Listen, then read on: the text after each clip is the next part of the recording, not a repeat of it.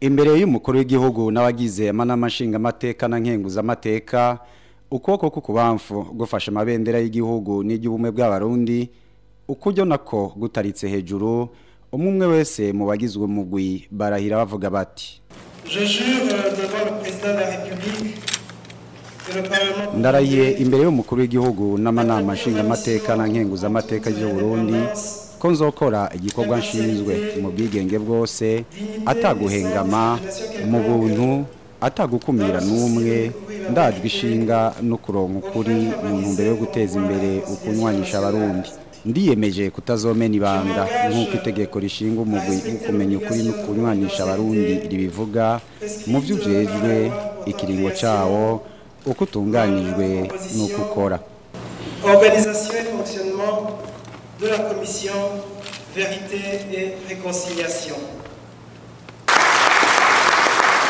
Ikigo cyo bantu 11 rero kiratanguye icese mu kiringo c'imyaka 4 bazokora bazotohoza bongere berekane ukuri kuvya vyose byo guhonyanga agateka kazina muntu hamwe n'amategeko mpuzamakungu ajanye n'agateka ka muntu ivya vyakozwe hagati y'igenekezo rya mbere mu kakaro umwaka w'1962 n'igenekezo rya kane Kigarama umwaka wa 2008 itariki ingwano yahagarariye ko Burundu kandi cese uwo mugwi nta bubasha bw'amasentare ufise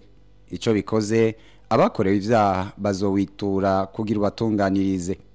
abashinga amateka b'umugambwe y'Iprona no ntibitavye ivyo bikorwa kiretse umushinga amateka Bonaventure niyo yankana mbere we akavuga ko yizeye ko uyo mugwi ugizwe n'abantu babishoboye kandi ko bazoshobora kunywanisha abarundi tuzorabira kuguha cabo kandi nibaza yuko uko twababonye twizigiye kandi ko bafise n'umutima wo gukunda igihugu no kurondera ko abanyagihugu bosubiza hamwe nibaza rero yuko bazokora neza cyane cyane nogira nti ahubwo reka tubashigikire kuko hajya nimba itegeko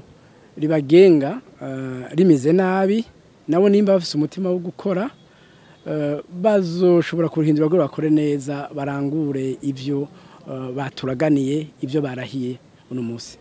umugwi wo kumenya ukuri no kunywanisha abarundi rero ubaye ubugira gatatu ushizweho mu migwi yatekanijwe n'amasezerano y'Arusha inyuma y'umugwi ujejwe agateka kazina muntu CNDH n'umugwi ujejwe ivy'amatongo n'ayandi matungo CNTB ico migwi yose isangiye rero akaba ari uko yose irongowe n'abihebeye Imana ba Ecclesia Gatolika bose bakaba ari abahutu.